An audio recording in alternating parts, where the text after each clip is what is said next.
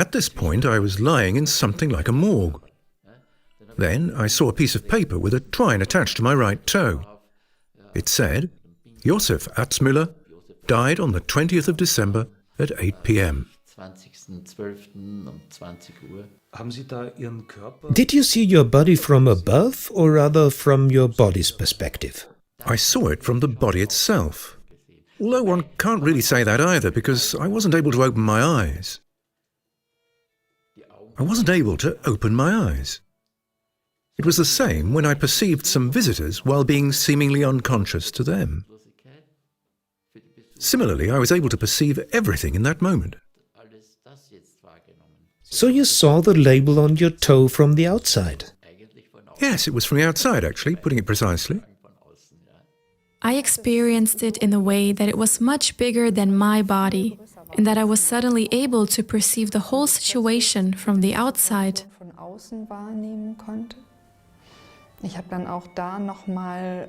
Only then I was able to see the extent of the blood loss, as well as my body, who was laying there on the edge of death. I saw the paramedics, the emergency doctor, and also the confusion and anxiety. I, on the other hand, felt calmness and peace. Everything was still. I woke up in the hospital, but not physically. I was floating above my body. I saw myself laying there with the doctors around me who were doing something. I didn't care much. The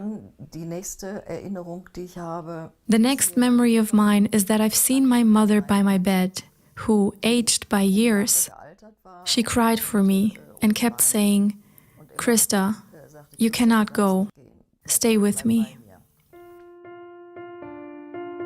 Seeing without eyes, perceiving without sensory organs, consciousness without body. That which is obvious to most people who've had near-death experiences is quite unimaginable for science-oriented people. Consciousness originates from the brain. It shows itself in the brain waves, and only there. And yet, some extraordinary perceptual phenomena call this materialistic worldview into question. For instance, the case of this blind man who can read the newspaper as soon as he switches to another form of perception. Up there is a beech forest, I'd say. Here is, I think, a dam wall. From the reservoir to the amusement park. Seeing without eyes.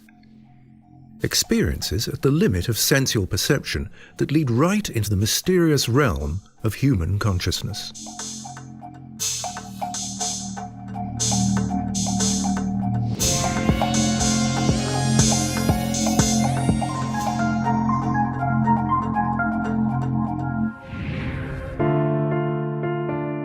Josef Johann Atzmüller experienced a battle for his life in his youth, which lasted several days and was due to an undetected ruptured appendix.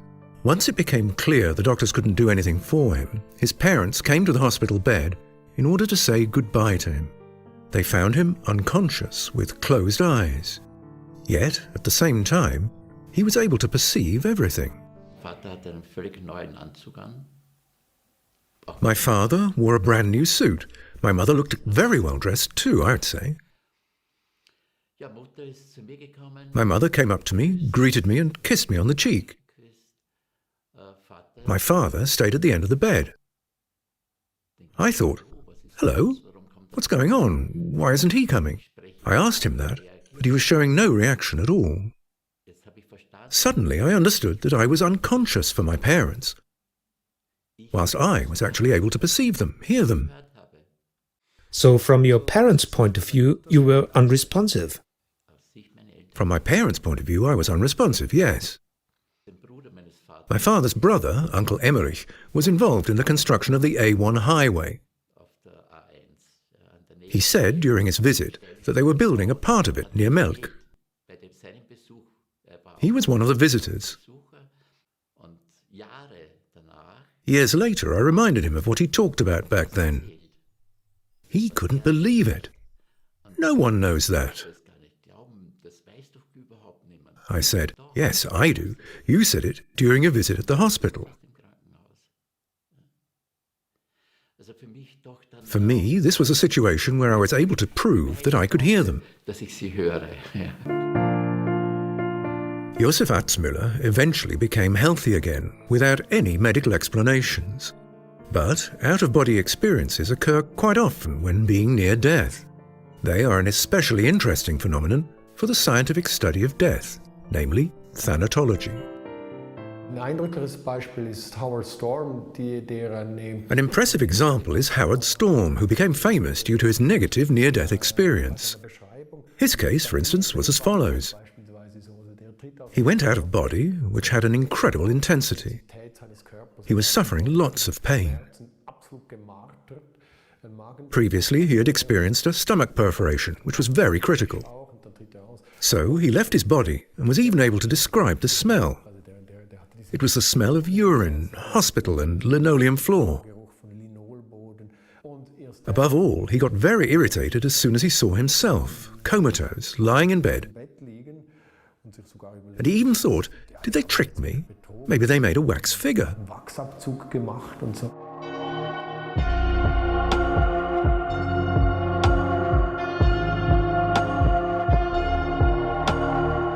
Seeing yourself from above. People who've had near-death experiences often report that they have watched the physical event from a bird's eye view. But how would that be possible? We assume that a functioning visual system is required in order for our brain to receive and process external impressions. Is it possible that visual perception can occur in another way? We visit Harald Frase in Karlsruhe. He is blind, but due to a special technique, he is apparently able to turn on a different way of seeing. My name is Harald Frase. My name is Harald Frase. I've been legally blind since 2007. Here in Germany, legally blind means that one's better eye has no more than 2% eyesight. I can only perceive light and dark and a shadow which is 20 to 30 centimeters away, if something comes around.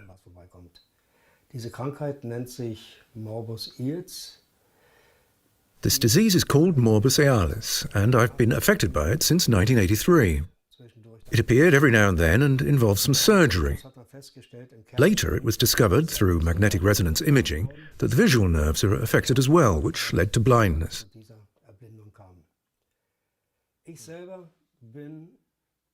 Since April 2011, I've been a member of the registered association called General Assistance for the Blind and Visually Impaired, where I'm participating in a voluntary capacity as a regional manager, as well as a representative in the National Association.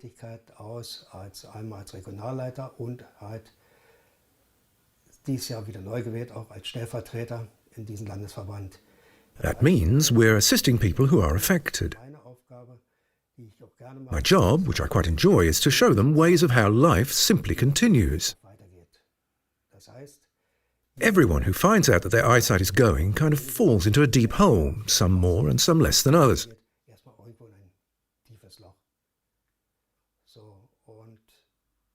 In my experience, gained over the years, life does indeed go on, and I'm demonstrating that.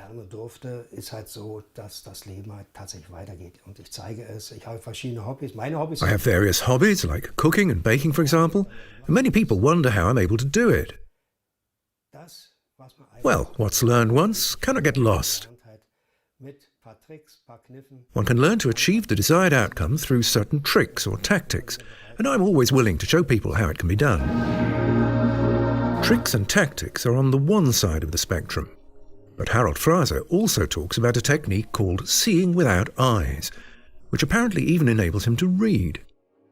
We ask him for evidence. Are you ready? I'll try it. I'm going to show you something, and you can simply tell me what you can see and read there. We bought the daily newspaper right before filming. Also ich versuche jetzt mal, das einzuschalten, damit ich hier was erkenne. Well, I'm going to activate it now in order to recognize something. That can take a few moments. Okay. At the top it says journey, and then in the magical realm of beach. The Kelterwald National Park holds one of the last big stocks in Germany. Then we have photos here. Up there is a beech forest, I'd say. Here is, I think, a dam wall. From the reservoir to the amusement park. The dam wall of Lake Eder, which was damaged during World War II. Während des Zweiten Weltkrieges verschwimmt mir. Wurde beschädigt. Dann haben wir hier The next photo shows some old, half-timbered buildings. erstmal Altgebäude mit Fachwerkbauten. It's not a fluent reading. Harold Fraser is looking for orientation aids to text comprehension. Ja, ist die Altstadt vom Bad. But the fact that he is able to read the text overall, even though he's seeing this newspaper for the first time, is quite obvious. An der Restaurierung. There is restoration. Then we have information at the bottom. The size of the writing is pretty small for me. It should be a bit bigger. The headlines are fine. This size works pretty well, and this one works too.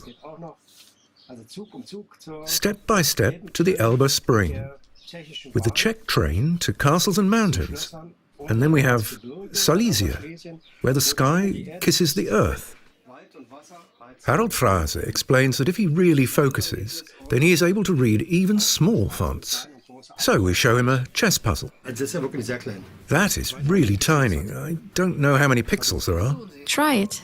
I'll try. Well, this is about a chess problem. I do recognize the chess pieces. Here we have the knights, black and white ones. Here it says black has the move. And then it starts. It gets blurry again. Well, the way I would play if black has the move is like this, since the queen here moves towards the knight. Harold Fraser prefers to make do with his own experience here. Still, a practically completely blind person can extract information from a newspaper. That is quite a phenomenon. I don't have to prove anything to anyone, but what's important to me is that I was able to read back then, so one day it'll be possible again. That was it for the chess problem.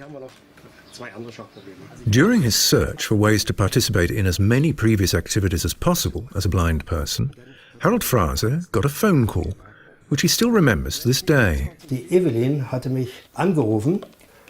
Ja, ich bin die Evelyn Oli und... Evelyn called me and said, I am Evelyn Oli and I'm teaching people to see without eyes.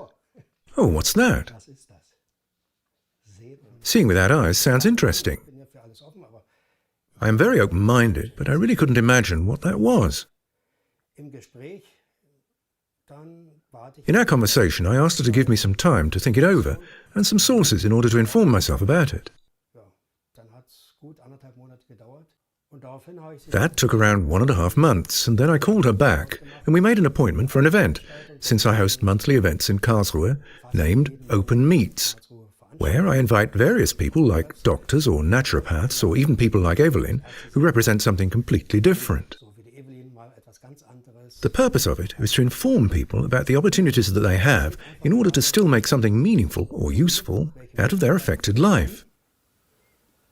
Einfach aus ihrem betroffenen Leben wirklich etwas Sinnvolles oder was Nützliches wieder zu erreichen. Then I obviously asked, how does it go? Theory is one side of the story, but practice is another. That's how I participated in a seminar for the first time. The first seminar was a crucial experience for me, which moved me a lot. Wo ich tatsächlich gerührt war. For a few milliseconds, I'm not quite sure how long it was, but for a very brief moment, I was able to see everything that was on the table, crystal clear. Then everything blacked out again. At the first seminar, I didn't perceive colours, but grey shades. There is a range of colours and a range of greys. I can tell a little bit what kind of grey shade belongs to which colour hue. Therefore, I acted on it and said, okay, something must happen in the brain. I couldn't explain it, even though I asked questions over and over again. I had several conversations with Axel Kimmel as well, but he just said that I shouldn't ask too much. Well, I am a person who questions a lot. Basically, the result of the first seminar was that I was able to tell the right colours, even though I perceived them as grey shades. After a while, in February or March 2016, I attended the second seminar.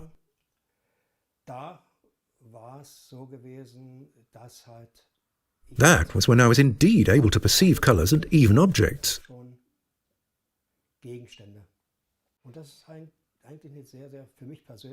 For me personally, that is something very beautiful, since I can recognize things that are important to me. You play pool? That's just for the fun of it. I used to play pool for fun quite a lot back in the days.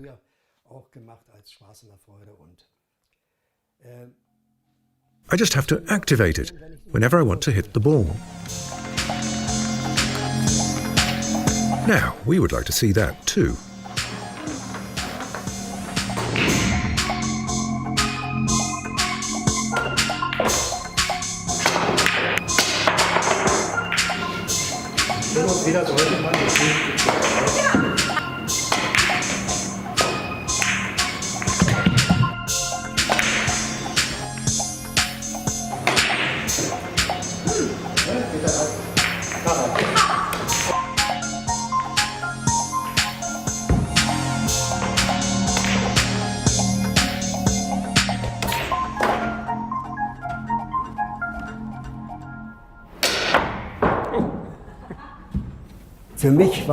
It was always important to me to view this seeing without eyes, as I've accepted it to this day, as a tool. It's a tool just like other electronic devices are, and there are many of them for blind people. I'm now able to activate it, but if I use it for too long, meaning over 15 minutes, then I get a headache, even though I cannot tell why. That's just the way it is, and so I stop it. But what I do know is that I am able to activate it now. It took me a while to do so, not just 1 or 2 visits. I trained a lot at home as well. Moreover, it is also very important to get used to perceiving things again as a visually impaired person. Apparently, it is much easier for kids to get along with the idea of being able to see without eyes. Often, they learn the technique surprisingly fast. Foam material, and in the front we have plastic again. Evelyn Oley, who leads the seminars for Seeing Without Eyes, is showing the special opaque masks to the mothers. The kids will use them in order to show us what they've learned. But first, the adults are allowed to convince themselves that these masks are indeed opaque. Yes, they are opaque. I cannot see anything. It's dark. Everything around me is black.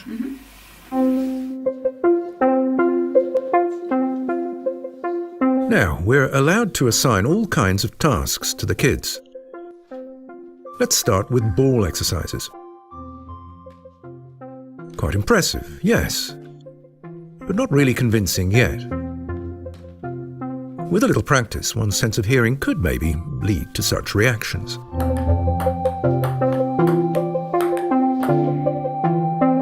So we picked a more difficult task for the two. They have to sort these cups by colour.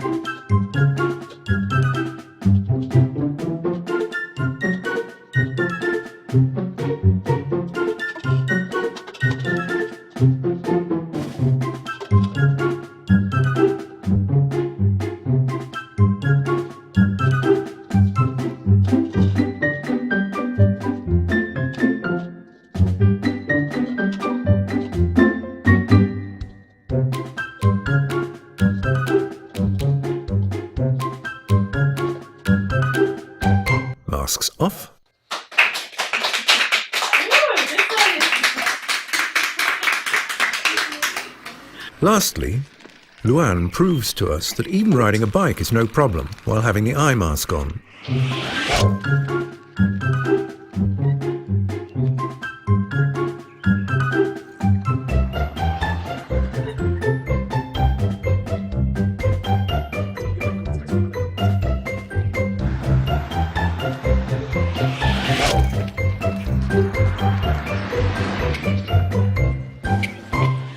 In bestimmten Situationen, backen, kochen.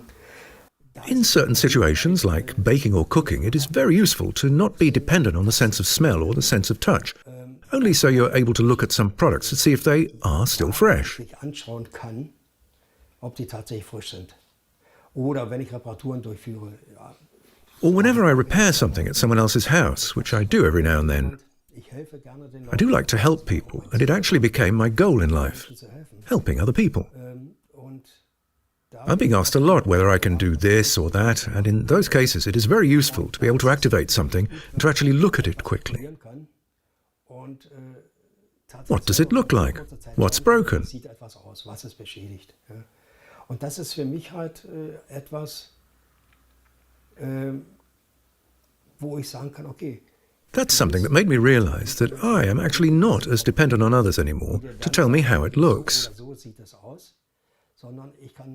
I can perceive things myself again. Es ist eine andere Wahrnehmung, doch It's another way of perception, but I do believe that it is the same surrounding or so-called reality as we usually perceive, if not a little more intense regarding the colors. During our researches, we did not find any reasons for the assumption that seeing without eyes might be a scam. But if visual perception is indeed possible without eyes and visual nerves, then how does it work? And what are the limits? So, können wir einen Test machen? Can we make a test? I have a card deck here, which I'm going to shuffle. I don't know myself which one it will be. I'm picking the first one. And I'm asking you to tell me what it is. Definitely red. It should be the Ace of Diamonds.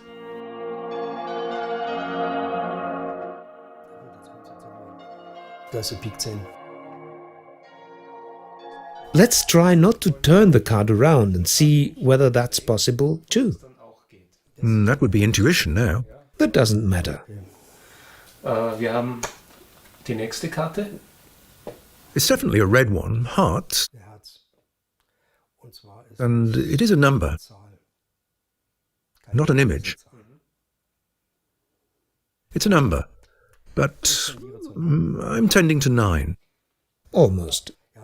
When it comes to the training, you not only learn to see without eyes, but also to use your intuition. Practice intuition. And this game is kind of part of it.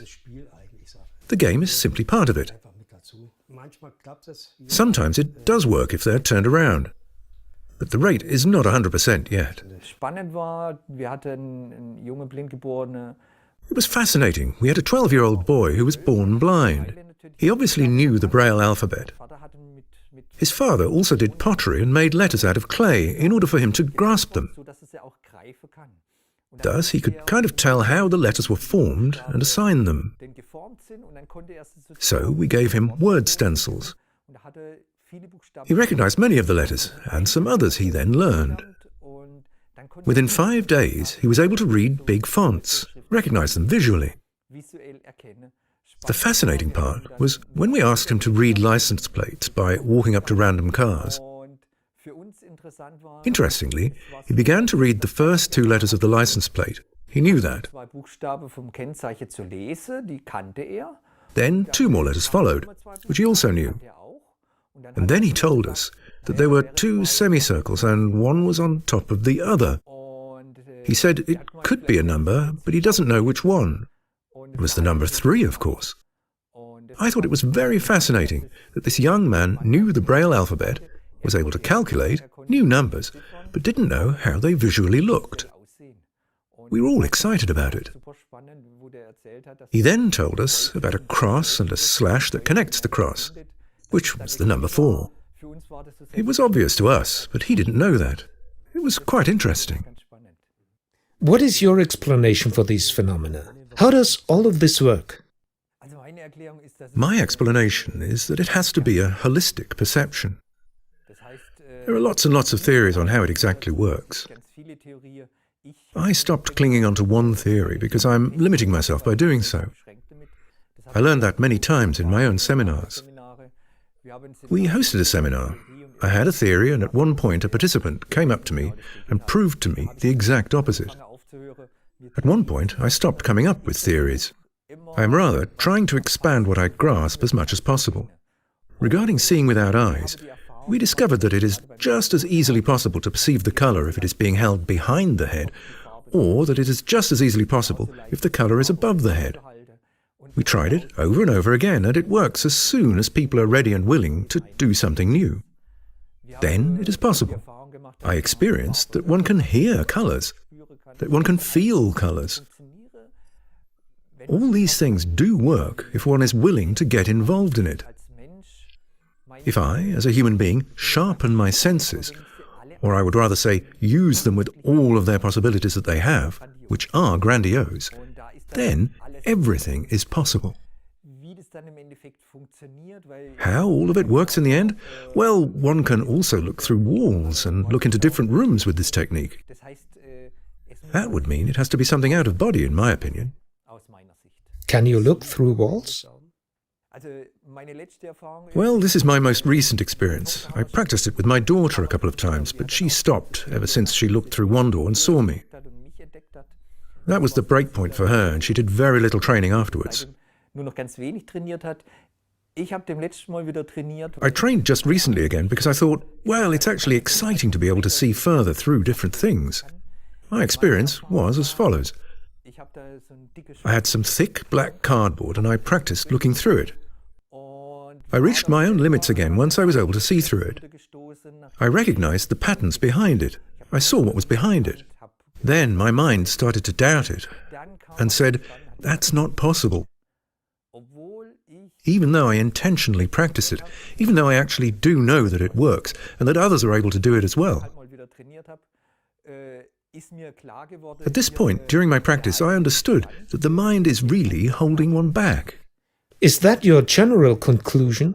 Is it the mind that hinders us in unfolding our abilities? Yes, of course, yes. This means that a certain worldview hinders the belief that would be necessary. Correct. I think the social imprint is very important, and the personal belief of what's possible. Because that will determine what is actually achievable.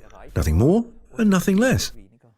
Considering all of your experiences with blind people and the personal experiences that you've had, where are the limits for us? From my point of view, there are no limits. Limits are defined by people themselves. That depends on one's own previous experiences and one's willingness and flexibility. The more limits have been overcome, the more opportunities life will offer. In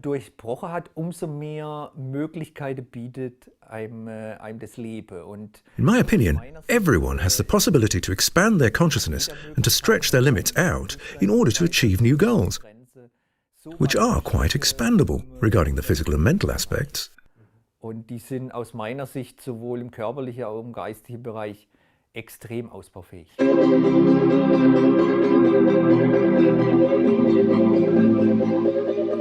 Due to a power of vision that also can't be traced back to eyes alone, Georg Rieder from Austria became well known as the man with the X-ray vision, who is able to perceive illness and physical dysfunctions. Dr. Fiala, das ist praktischer Arzt. Dr. Fiala, a general practitioner, medical director and forensic doctor, asked me what I actually see in the body. I replied, the bones, organs and so forth.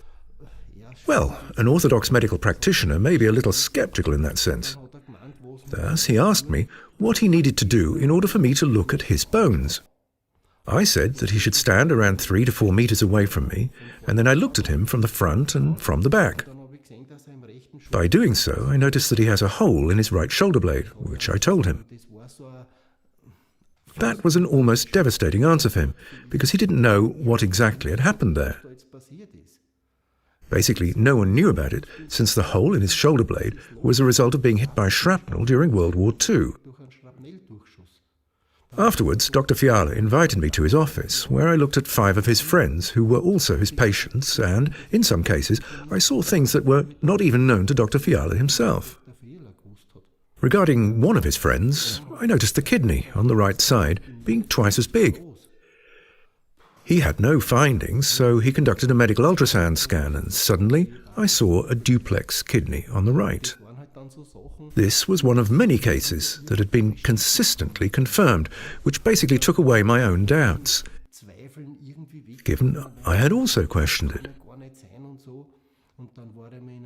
I was in a pathology department once and saw a tumour in the brain of a patient who had passed away. They did an autopsy afterwards and looked inside the head, and it was there, just as I said it before, with a slight difference in colour. That was effective proof for me that I am indeed able to look inside the person in front of me.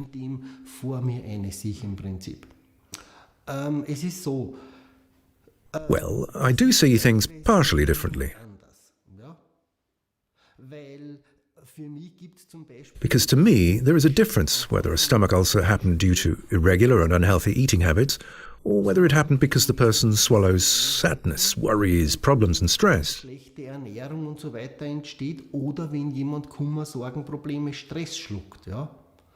I do see a difference there. As a matter of fact, there are many differences I can sense.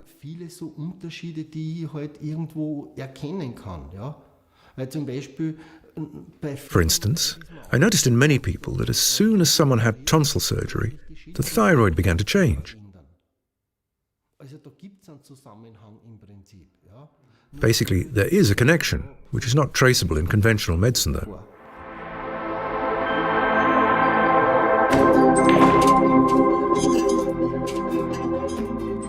A blind person playing pool and reading newspapers.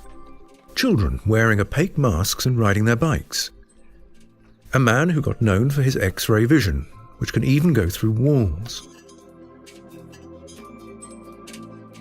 Basically, there are 2 possibilities on how to handle these kinds of phenomena. They are either viewed as nonsense, as clever magic tricks and scams, or they're taken seriously. This would imply consequences for the materialistic worldview, though. Do you believe, due to all of your experiences and possibilities they offer, that seeing without eyes proves that we are more than the physical, material body?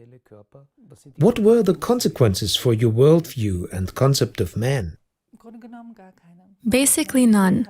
I already had this concept of humanity. I stopped maintaining the belief that we are nothing but matter a long time ago. If one begins to look around, to observe, and to take closer looks, especially on topics that you are dealing with, near-death experiences, then one will notice very quickly that our body is a vehicle for a certain period of time, which we are allowed to use. The body is a vehicle that contains the mind. It has to be like this, since even people who were clinically dead came back and explained that all of their senses were maintained and available. That was the proof for me, from the beginning, that we are much, much more than just the body. It was as if time stopped running, as if the time stood still. All of the fear that I had felt before, this whole fight, it all vanished in this very moment. It really was unbelievably calm. I was able to see everything what was happening there. And at the same time, I was in peace about it. Then I sensed this thought that I am not this body. The mind-blowing part was that I was still able to see, hear, and think while not being inside this body. Things have come full circle. Apparently, that which is witnessed during near-death experiences belongs to a greater totality of phenomena of consciousness. Do you see a connection between out-of-body experiences, which are common elements during near-death experiences, and the possibilities that are offered through seeing without eyes? Definitely. There are three main theories which explain how seeing without eyes works. One of them is being issued in public. It's about the possibility that the brain itself perceives. Dr. Joe Dispenza published 2.5 pages in his book You Are the Placebo about a trainer who he did scans on while she was seeing without eyes, noticing that her visual cortex was processing information even though her eyes were closed. This proved our view on the subject because it means that seeing without eyes is a possibility that works through the brain. The second theory is that the subconscious mind takes over the visual function. There are researchers who speak for that as well. The third theory of ours is that the second body, or the spiritual aspect inside us, develops this ability and evolves it in its own consciousness. All three theories stand next to each other. For me, the theories are not as crucial. What's important to me is that it actually works.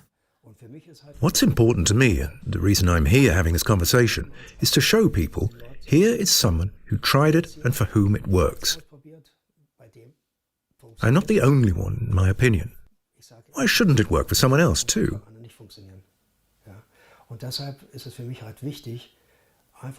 So it's important to me to make people aware about one possibility which can make life even more worth living.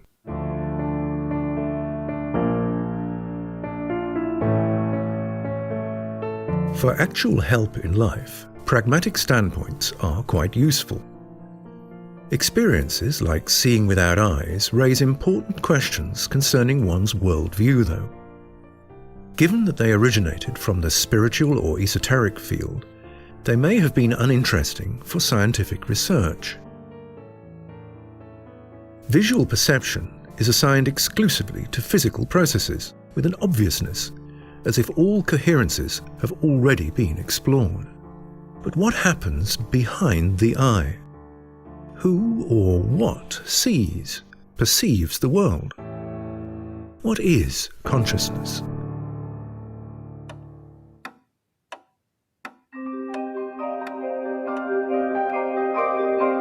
It may be the biggest mystery of our existence.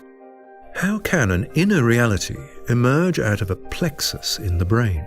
What are they made of, these images of our soul world, our hopes, dreams, all that which makes us qualitatively human? Nowadays, no one can answer these questions. The naturalistic philosophy, which dominates research and science, considers consciousness as a side aspect. But isn't such a worldview missing the most important basis, as long as the world's mystery, consciousness, remains unresolved? I wouldn't necessarily say that, because almost everyone has it and knows that one lives from and with it.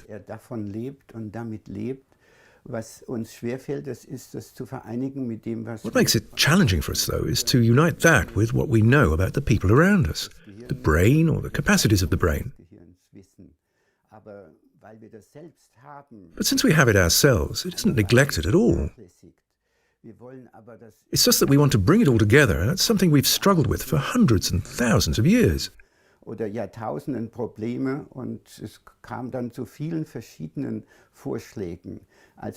Many different approaches emerged from that, like the body-mind problem or the hard problem of consciousness. It's a persistent problem. Not because we lack solutions, but rather because there are too many answers, too many propositions. The naturalist goes with the identity concept, that is ultimately the same, but in different aspects, kind of from within and without.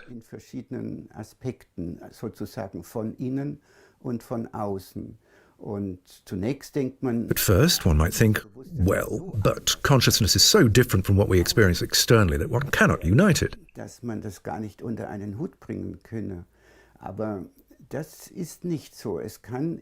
That is not the case. Something can present two different aspects. My favorite example is of a tin can which stands above a screen. From one direction, the can's shadow will appear round or elliptical. From another direction, it will be a rectangle or a parallelogram. Ist dann kreisförmig oder ellipsenförmig. Und in der anderen Richtung ist es ein Rechteck oder ein Parallelogramm. One might think that this cannot be the same, since it appears as a circle, smooth here, but as a rectangle or a parallelogram there. But if one knows about this additional dimension, or assumes it, then there is no problem anymore. Obviously, the body-mind problem, or the hard problem of consciousness, is much more difficult, because there are not just two projections which can be objectified, but rather many different kinds. But it is not an argument to say that these two aspects are simply too different, and that it is therefore impossible for them to be emerging from one and the same brain.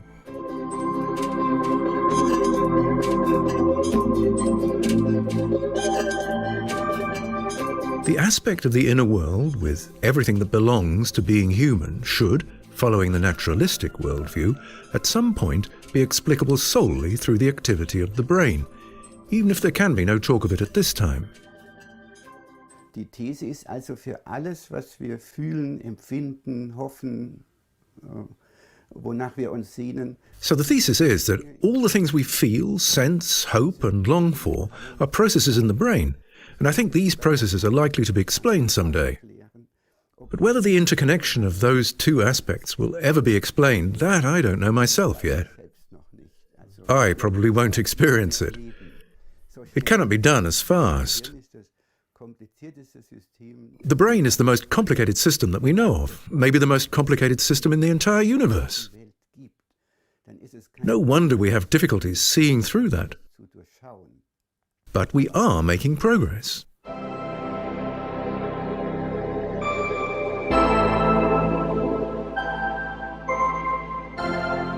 The perception of the human being as a purely material manifestation also dominates technological development. Critical observers warn about the consequences for society. Silicon Valley assumes that the human being is the ultimate machine and treats us accordingly, even views the form of society which we live in as in need of renovation. Democracy, for instance. We hear things from Silicon Valley like, democracy is an old technology, now we have to try something new. But the image of humanity, which we know from the Age of Enlightenment, or even before that, from Christianity, that the human being is the crown of creation, someone special, since he is able to act according to morals and knows the difference between good and bad. This image will get lost as soon as we turn humans into machines.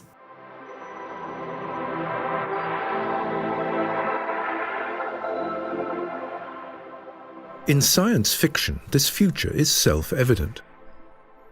Human consciousness is being transferred to computers, machines awaken to life, and conscious artificial intelligence outstrips biological life. Reality, on the other hand, is sobering and less spectacular. As a matter of fact, we can't explain consciousness, let alone recreate it. Even the idea that it would originate from complex neural interconnections is controversial. How consciousness could emerge from matter remains speculation. There are some scientists who assume that human consciousness evolved from a particular complexity of neural interconnections in the cerebrum. Therefore, some researchers conclude from that, if I make these neural networks big enough, consciousness will emerge as a side effect. I don't think so, but that is my personal opinion. I think one can neither positively nor negatively verify that. It is speculation in both cases. First of all, we have introspective access to some parts of ourselves, to our mental state. We have a consciousness of self, and we have access to our current needs and so forth. We assume that other people feel similar, but we see other human beings only from an external perspective. What that means is that we assign intentionality to other people, but we don't know it. We like to do it to our pets, maybe even to our cars or our computer. Of course, we are very much tempted to assign intentionality to a robot as well, especially if it resembles human looks. But these systems are zombies, so to speak. They are not conscious about what they do. They don't feel happiness if they win at Go, and so forth.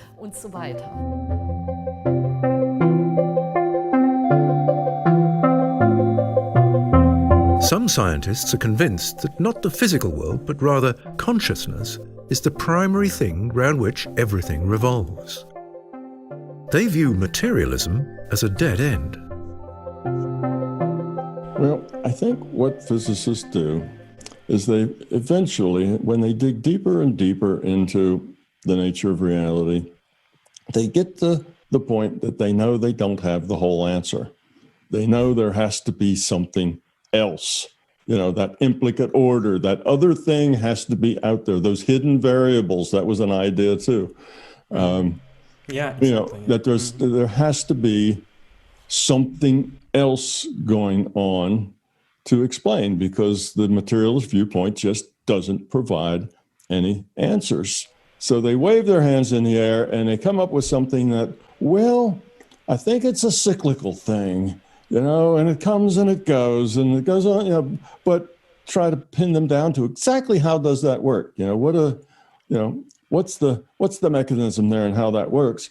And they don't know. It's just an idea. So that, I think, is physics with its back against the wall, can't come to any conclusions because its belief in materialism puts it in a space that doesn't have the answer. So they're stuck. Fish here. Being stuck in certain perceptions about how the world works, what is possible. Maybe some phenomena, like seeing without eyes, will encourage questioning of old ideas all over again.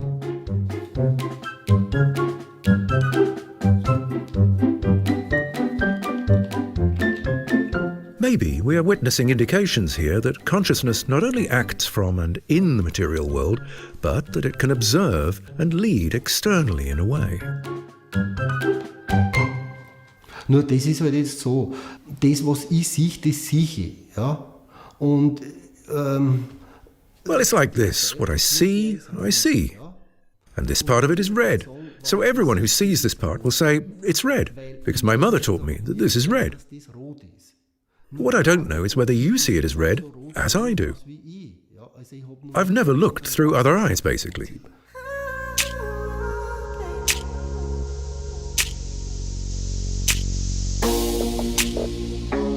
Conscious perception is very subjective and therefore very hard to grasp scientifically, to describe according to objective criteria.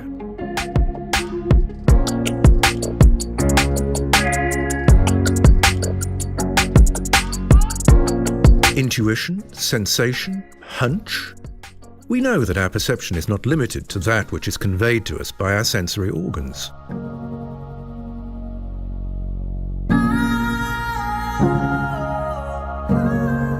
Yet, this day-to-day experience-based knowledge eludes experimentation, the possibility to prove it or to capture it in numbers and data.